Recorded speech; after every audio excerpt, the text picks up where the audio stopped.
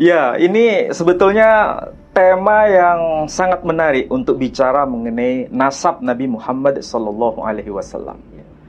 Karena kalau ini disandingkan ya dengan pembahasan kita yang kemarin, ada yang mempertanyakan apakah nasab Ubaidillah itu nyambung sampai kepada Nabi Muhammad SAW, atau justru Ubaidillah ini tokoh fiktif. Hal yang sama juga menjadi pertanyaan di lingkungan non-Muslim. Ya, apakah Muhammad SAW yang diklaim sebagai Nabi itu adalah tokoh historis atau tokoh fiktif?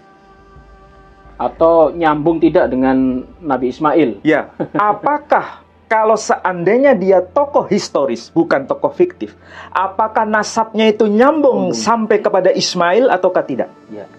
Ini sebetulnya kita tidak perlu emosi. Kita harus bisa menghadirkan data yang betul-betul akurat, dan itu harus melibatkan data eksternal. Baik. Dan selain data eksternal, harus juga menghadirkan data yang sezaman dengan tokoh yang dimaksud. Dan kita akan bedah itu pada malam ini dengan dokumen-dokumen pembanding yang tentu saja melintas batas agama, melintas batas bahasa, melintas batas kultur. Nah, itulah perlunya kecerdasan membaca literatur melintas batas dokumen eksternal. Jadi bukan klaim sepihak dari kelompoknya sendiri. Kalau Pak Edi ditanya, mengapa Pak Edi bisa percaya kepada Muhammad SAW sebagai Nabi? Apakah betul dia nasabnya nyambung kepada Ismail? Apakah betul dia sebagai tokoh historis? Dokumennya apa yang bisa memvalidasi itu? Kalau seandainya pertanyaan itu diajukan kepada Pak Edi, apakah Pak Edi hanya berdasar pada iman saja? Dokumen Islam menyebutkan bla bla bla. Kalau tidak percaya ini dosa. Kalau tidak percaya ini kamu masuk neraka. Apakah sekedar itu? Tidak. Kita beriman tidak butuh semacam bukan iman buta ya. Pengakuan sekedar pengakuan yang buta, tapi bagaimana kita mempertanggungjawabkan iman kita itu berdasarkan dokumen-dokumen yang valid. Dan tentu saja ini yang akan kita bahas sekarang. Oke. Nah, ya, apakah benar bahwa Nabi Muhammad SAW itu bisa divalidasi sebagai tokoh historis berdasarkan dokumen eksternal? Bukan data dari Islam ya? Data Islam otomatis kita sajikan, tetapi itu bukan sebagai pembenaran. Tetapi bagaimana itu bisa diakui kevaliditasannya berdasarkan dokumen pembanding di luar dokumen Islam. Apakah ada? Kemudian, apakah memang ini nasabnya nyambung kepada Ismail dan ada pengakuan dari dokumen eksternal itu dan sezaman? Nah, sekarang coba perhatikan nih. Nasab Nabi Muhammad SAW, ya, dokumen yang paling tua dari versi internal Muslim itu Sirah Nabawiyah li Ibn Ishaq. Dia tahun wafatnya itu 151 Hijri, Pak Edi. 151 Hijri. Kalau Imam Muslim tadi tahun berapa ya? Imam Muslim tadi 821 Masehi. Hijriah 204. Berarti abad ketiga. Abad ketiga sampai keempat. Kedua sampai ketiga. Abad ketiga Hijri wafatnya ya. Kalau ini wafat abad kedua Hijri. Selisih 1 abad. Ya. Jadi mana yang lebih tua dokumennya? Lebih tua ini. Lebih tua ini. Jadi dokumen yang paling tua itu bukan kitab hadis, tapi dokumen sirah. Kitab sejarah. Sirah Nabawiyah. Kitab sejarah. Bukan dokumen nasab, ya. Dikarang oleh siapa tadi? Ibnu Ishaq. Di sini disebutkan nama Nabi Muhammad. Ini keturunan siapa ada. Tetapi ini bukan dokumen kitab nasab. Ini dokumen kitab sejarah. Ya, dokumen tarikh. Nah, dokumen mengenai nasab yang paling awal mengenai Nabi Muhammad SAW ini adalah kitab Jamharah Nasab Quraisy. Wafat tahun berapa? 250 berarti abad ketiga Hijri. 256 Hijri. Ya, sezaman dengan Imam Muslim, ya. Imam abad Muslim, ketiga Hijri. Iya, ketiga. Nah, ini juga abad ketiga Hijri. Ini dokumen nasab. Dan memang ada mengutip soal Nabi Muhammad SAW. Sampai Nabi Ismail ya. Di sini sederhana aja. Hanya dikatakan wa yaqulu laha ma arahu illa nabiy hadhil ummah alladhi basyara bihi Musa wa Isa. Aku tidak melihatnya kecuali hanya seorang nabi umat ini yang telah diberitakan mengenai kedatangannya oleh Musa dan Isa. Ini bicara mengenai Nabi Muhammad SAW, sudah termaktub di dalam kitab Jamharah Nasab Quraisy. Abad ketiga Hijri. Jadi kalau dibandingkan dengan masa kehidupan Nabi Muhammad SAW, jaraknya jauh atau dekat? Dekat itu. Sangat dekat. Tapi dokumen nasab Nabi Muhammad SAW ada. Lalu bandingkan dengan Ubaidillah yang abad-abad agak yang seharusnya muncul belakangan. Tapi dokumen itu nggak ada sama sekali. Kalau kita berpikir waras, Pak Edi, nalar kita jelas. Seharusnya untuk melacak nasab Nabi Muhammad SAW itu dokumennya agak susah seharusnya. Lebih tua soalnya. Karena lebih tua. Lebih jauh. Lebih mudah untuk melacak nasab Ubaidillah. Karena era belakangan. Pertengahan. Tapi itu pun tidak dokumen mengenai nasab Ubaidillah tidak jelas seperti sejelas nasab Nabi Muhammad SAW. Ini kita bicara mengenai dokumen, Pak Edi. Ya. Pak Edi paham maksud saya enggak? Paham. Nabi itu kan pernah menulis surat-surat. Iya. Ya, kepada raja Persia, kepada raja Bizantium, kepada suku bangsa ini, suku bangsa itu. Ini saya hadirkan ya. Ini mungkin tidak banyak orang tahu. Ternyata ada surat Nabi SAW yang dituliskan kepada orang Yahudi dengan menggunakan huruf Ibrani.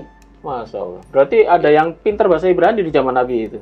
Dokumen ini baru terbuka sekarang. Dan ini ya, ini terbukti dengan data ini ya. Ditulis di kalangan, bukan ditulis ya, dihimpun oleh kalangan Muslim sendiri, Muhammad Hamidullah ya. Ini majmu'ah, ini semacam ensiklopedia. Dan kitab ini banyak menghadirkan foto-foto dari surat-surat ya, surat-surat Nabi. Di sini tersimpan itu ya. Iya. Dan ini di internet juga ada sebetulnya. Ini salah satu surat Nabi yang ditulis dengan huruf Arab, huruf Ibrani, bahasanya Arab yang disebut Yudeo-Arabik. Makanya di sini disebutkan ini kitab nusiba ilaihi sallallahu alaihi wasallam li Hanina wa ahli Khaybar. Jadi ini tulisan yang ditulis pada zaman Nabi sallallahu alaihi wasallam yang dikirimkan kepada Hanina dan juga penduduk Khaybar. Penduduk Khaybar kan orang-orang Yahudi. Orang-orang Khaybar.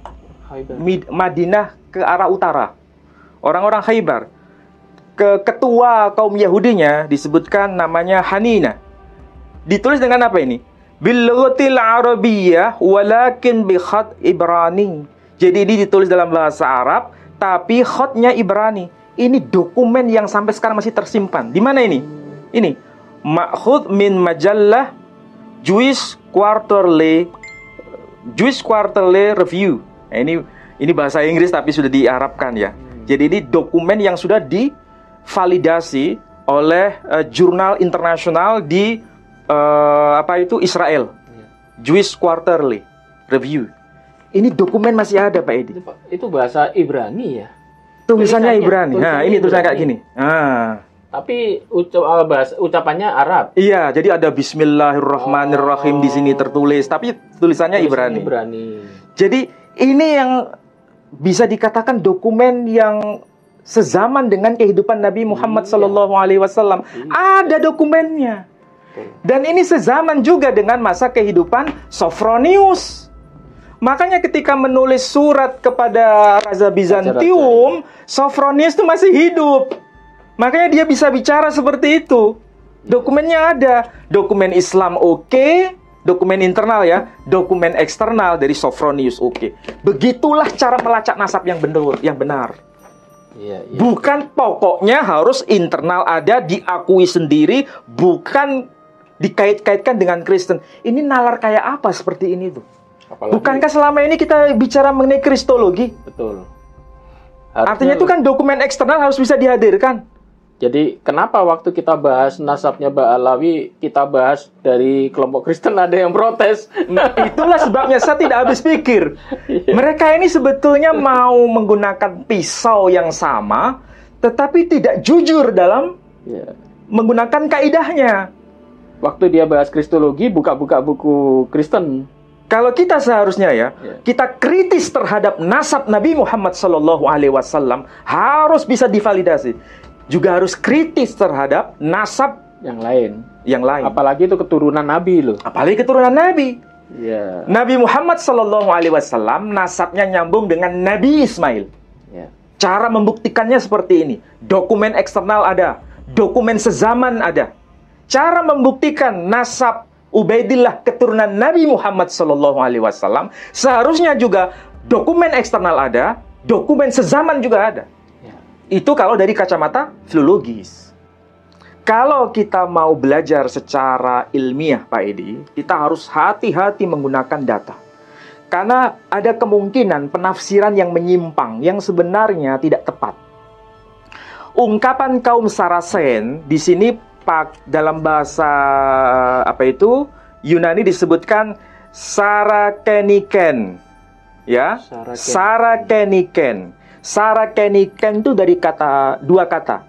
Sara berarti Bunda Sara. Kenos. Ini berarti nasabnya disandarkan kepada Sara. Kemudian Hagaren. Kalau bahasa Yunaninya disebut Agarikon. Dari dua kata juga. Dari kata agar itu ya Hagar. Ibu ajar. Kemudian kenos berarti nasabnya disandarkan kepada Hagar. Kemudian Ismail, kaum Ismail ya. Kalau di bahasa Inggris Ismailite, kaum Ismail, kaum keturunan Ismail. Dalam bahasa Yunani di sini menggunakan istilah Ismaelitiken. Sama dari kata Ismail plus kenos. Jadi Ismail plus kenos, Ismaelitiken. Sarakeniken, Sara plus kenos. Agariken atau agarikon, itu Hagar plus kenos. Artinya nasabnya nyambung kepada Ismail, nasabnya nyambung kepada Sara, nasabnya nyambung kepada Hagar. Siapakah mereka ini? Mereka itu yang dimaksud adalah satu kumpulan suku bangsa. Yang sebenarnya itu adalah keturunan Ismail, tetapi juga disebut sebagai keturunan Hagar secara biologis. Dan sekaligus sebagai keturunan Sara secara yuridis. Ibu tiri ya. Ibu tiri. Karena tradisi Kristen, ini lagi-lagi tradisi Kristen. Kalau ada yang alergi dengan bagaimana menganggap atau menghubung-hubungkan pembahasan Ubaidillah dengan tradisi Kristen. Ini bicara nasab Nabi Muhammad SAW ada kaitan dengan tradisi Kristen. Bahkan buku orang Kristen. Bahkan buku orang Kristen sendiri. Iya, betul. Jadi, kalau kita mau jujur dengan fakta dan data, dokumen, kitab, sekali lagi, harus dengan bukti, dengan kitab, dengan dokumen. Betul. Ini saya hadirkan datanya. Dan ini ditulis dalam bahasa Yunani. Dan jelas disapa dengan sebutan Ismaelitiken. Nasabnya nyambung kepada Ismail, kaum keturunan Ismail. Sekaligus kaum keturunan Hagar. Sekaligus kaum keturunan Sara. Secara yuridis. Karena di dalam Alkitab sendiri, Nabi Ismail selain putra biologis dari Sayyidah Hajar, sekaligus dia putra adopsi dari Sarah. Dan itu tradisi bangsa Akadia, bangsa Timur Tengah sebelum munculnya era Nabi kita Muhammad Sallallahu Alaihi Wasallam. Tertulis di dalam Alkitab itu apa? Kalau Sarah tidak punya keturunan secara biologis, dia bisa meminta dari yang lain, nanti anaknya itu menjadi anak beliau. Makanya dalam Alkitab kan disebut, oleh karena dia, aku akan punya keturunan. Itu ucapan Sarah kepada Abraham. Iya, betul. Saudara kita kaum Nasrani juga paham itu. Jadi tradisi Kristiani sebenarnya membenarkan mengenai adopsi. Anak angkat itu menjadi bagian dari tradisi nasab itu sendiri. Jadi membahas mengenai Nabi Muhammad Sallallahu Alaihi Wasallam itu kita bisa melalui dokumen ini. Ringkasnya dokumen ini memberikan informasi kepada kita bahwa ada yang disebut sebagai kaum keturunan Ismail, yang nama lainnya adalah kaum keturunan Hagar, yang nama lainnya adalah kaum dari Sarasen, artinya kaum keturunan Sarah. Jadi kalau dalam bahasa Inggris disapa dengan sebutan kaum Sarasen, berarti ini kaum keturunan Ismail. Kalau disebut sebagai kaum Hagaren, ini berarti juga kaum keturunan Ismail. Tiga istilah ini merujuk pada kaum yang sama, yakni kaum keturunan Ismail. Oke? Ini dokumen yang sezaman dengan Nabi Muhammad Sallallahu Alaihi Wasallam. Nah, dokumen eksternal yang lain, itu ditulis oleh seorang tokoh gereja juga, rahib terkenal di kalangan tradisi Kristen Ortodok, tradisi Kristen Protestan, dan tradisi Kristen Katolik. Tahu tokoh ini? Siapakah beliau? Theophanes, Santo Theophanes. Santo Theophanes itu beliau lahir tahun 758 atau 760 Masehi. Meninggal tahun 817 Masehi. 817 Masehi. Berarti abad keberapa ini? Abad ke-9. Beliau wafat beliau wafat pada abad ke-9. Ini ternyata bisa dikatakan satu zaman dalam tanda kutip dengan Imam Muslim. Imam Muslim itu kalau dihitung dari sisi tahun Masehi Imam Muslim itu lahir tahun 821 Masehi. Meninggal tahun 875 Masehi. Jadi Theophanes ketika meninggal tahun 817 Masehi, Imam Muslim belum dilahirkan. Karena Imam Muslim baru lahir tahun 821 Masehi. Ya kan? Dan meninggal tahun 875 Masehi. Berarti lebih tua mana dokumen kitab Sahih Muslim yang ditulis oleh Imam Muslim dengan dokumen yang ditulis oleh Santo Theophanes? Theophanes. Santo Theophanes lebih tua. Tetapi jaraknya tidak terlalu jauh, tidak terlalu jauh. Kalau tahun hijrinya Imam Muslim itu lahir tahun 204 Masehi, 204 Hijri, meninggal tahun 261 Hijri. Nah, pertanyaannya sekarang, apa yang tertulis dalam kitab Sahih Muslim? Di dalam kitab Sahih Muslim itu ada penjelasan siapakah Nabi Muhammad Sallallahu Alaihi Wasallam itu. Nasabnya nyambung kepada siapa? Apakah nasabnya nyambung kepada Ismail ataukah tidak? Dalam Sahih Muslim dikatakan ada satu hadis terkenal, dan tentu ini kaitannya dengan pengkajian nasab. Dikatakan demikian, Innallaha astafa Kinanah min waladi Ismail, wastafa Quraisyan min Kinanah, wastafa min Quraisy Bani Hashim, wastafani min Bani Hashim. Innallaha astafa Kinanah min waladi Ismail. Sesungguhnya Allah telah memilih seorang yang bernama Kinanah di antara keturunan Ismail. Wastafa Quraisyan min Kinanah. Dan Allah telah memilih suku Quraisy dari antara keturunan Kinanah. Wastofa min Quraisy Bani Hashim. Dan Allah memilih. Jadi Allah telah memilih Bani Hashim dari antara suku Quraisy. Wastofani min Bani Hashim. Dan Allah memilih aku, kata Nabi, dari antara keturunan Bani Hashim. Jadi dalam kitab Sahih Muslim disebutkan Nabi Muhammad SAW nasabnya itu nyambung kepada suku Quraisy. Suku Quraisy nasabnya nyambung kepada Ismail. Ya. Kalau kita sebagai Muslim percaya tidak dengan hadis ini? Percaya. Percaya. Semua kita percaya. Kenapa? Karena Sahih Muslim itu kitab yang paling sahih setelah Sahih Bukhari. Oke?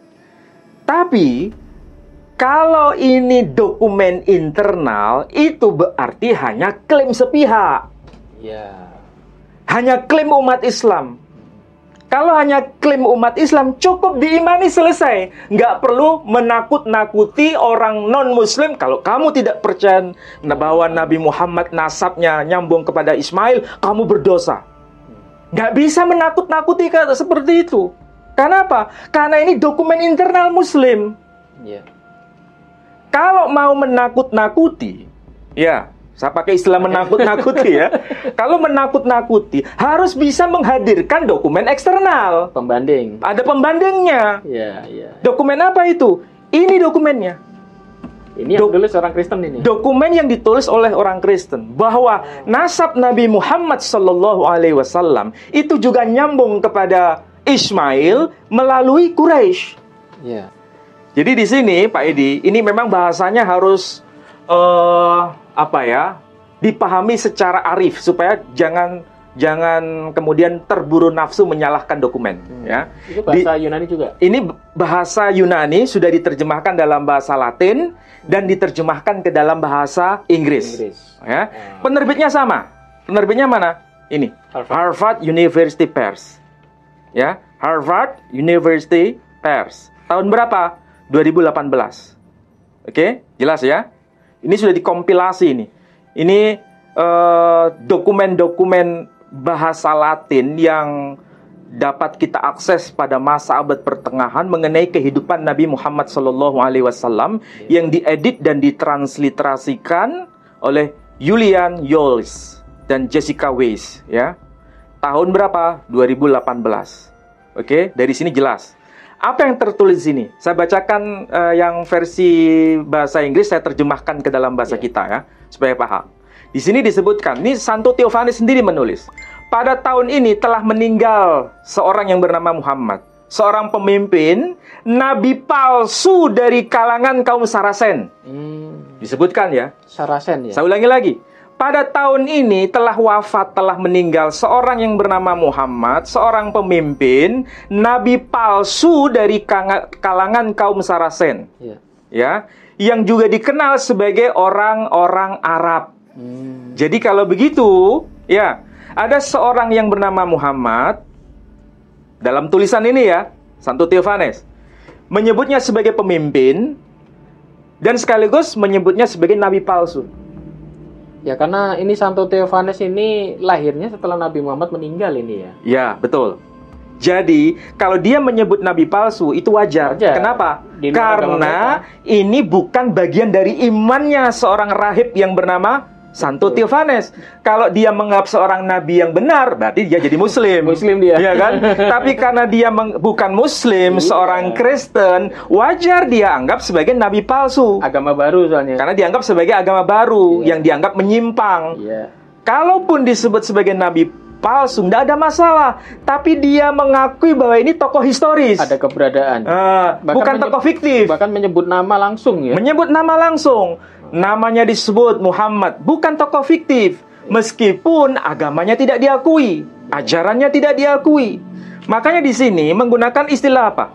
Disebutkan nama Muhammad. Dari dalam bahasa Latin disebut Muhammad. Kalau bahasa Inggrisnya Muhammad, kalau sudah diinggriskan. Nama aslinya dalam bahasa Latin disebutkan Muhammad. Saracenorum qui et Arabum princeps et pseudoprofeta. seorang yang bernama Muhammad Sarakenorum, keturunan kaum Sarasen.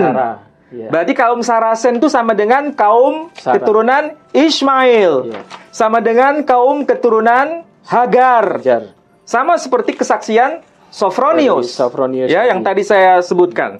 Jadi ada seorang yang bernama Muhammad yang berasal nasabnya itu dari kalangan kaum Sarasen. Ya. Maksudnya sama dengan kaum Ismail, keturunan Ismail. Sama dengan kaum keturunan Hagar. Berarti betul ada pengakuan di sini bahwa Muhammad itu keturunan kaum Sarasen yang juga disapa sebagai Kui et Arabum, bangsa Arab. Kemudian Princeps sebagai pemimpin, et pseudo profeta. Pseudo itu palsu, profeta nabi. Jadi nabi palsu. Dari sini masih dirinci lagi. Apakah sekedar kaum keturunan Ismail? Ya. Rinciannya apa? Di sini disebutkan. Ya, ini terjemahnya dulu ya. Dia itu keturunan dari suku yang amat dikenal. Ya, suku yang amat dikenal. Keturunan dari Ismail, putra Abraham. Ya, putra Abraham. Cicitnya nanti itu bernama Nizar. Ya, Nizar yang dianggap sebagai patriarh bangsa Arab. Ya. Dia itu Nizar memiliki 2 anak, yakni Mudhar dan Rabi'ah. Mudhar melahirkan suku Quraisy, suku Qais, suku Tamim, suku Asad, dan suku-suku yang lain yang tidak dikenal. Jadi di sini ada pengakuan bahwa Nabi Muhammad SAW itu keturunan Ibrahim, keturunan Ismail, keturunan Nizar, keturunan Mudhar, keturunan Quraisy. Lengkap di sini. Di sini bahasa Latin jelas dikatakan apa? Ismaelis fideliset fili Abrahai, keturunan Ismail, anak dari Abraham. Nizarus enim, keturunan dari Nizar. Ismaelis pronepos. Jadi dia itu sebagai patriarh kaum keturunan Ismail. Kemudian di sini disebutkan Higignit filios duos. Nizar ini memiliki 2 anak, duos. Duos, filios duos, 2 anak. Siapakah itu? Mudarum, Sliset Rabiam. Yang pertama Mudarum, yang kedua disebut Rabia. Mudarus gignit Kurasum. Mudar memperanakkan Quraisy, Kurasum, Quraisy. Et habitan, Quraisy et Kaison et Teomimen et Asadum et alias Ignotos. Jadi Mudars itu melahirkan suku Quraisy, suku Qais, suku Tamim, suku Asad, dan suku-suku lain yang tidak dikenal. Et alias Ignotos. Dalam bahasa Latin disebutkan begitu. Jadi di sini dokumennya jelas bahwa nasab Nabi Muhammad SAW itu keturunan Quraisy. Ya, Quraisy keturunan Nizar. Ya, keturunan Mudhar bin Nizar, keturunan Ismail, keturunan Ibrahim. Ini dokumen eksternal, Pak Edi. Yang memperkuat apa yang dikatakan oleh Imam Muslim. Jadi dokumen internal ada, dokumen eksternal ada.